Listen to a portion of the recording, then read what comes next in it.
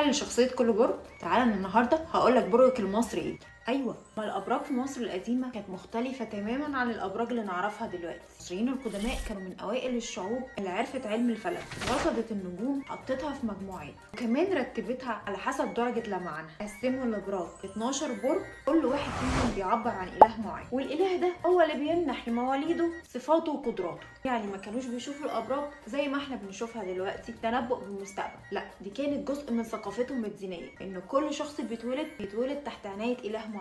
المصريين القدماء كانوا عباقرة في علم الفلك، واستخدموه في تحديد مواعيد الزراعة كمان الأعياد، ده غير كمان تحديدهم موقع بناء المعابد زي ما شفنا مثلا في معبد أبو سمبل، وتحديد المكان الصح لتعامد الشمس. أجمل المناظر كان زودياك معبد دندر، كان في مزج ما بين الفلك المصري والإغريقي، وده بقى الأبراج اللي احنا نعرفها دلوقتي زي الثور والحمل والجوزاء وغيره من الأبراج. ده أكبر دليل على تطور المصري القديم في علم الفلك. وعلى الرغم من ان نظام الفلك اللي نعرفه النهارده كان جاي من الاغريق، الا انهم اعتمدوا في علمهم على رصد المصريين ومن بعدهم الاشوريين في حركه الاجرام السماويه. لو انت بقى عايز تعرف برجك المصري ايه، اكتب لي في الكومنتس تاريخ ميلادك وانا هقولك.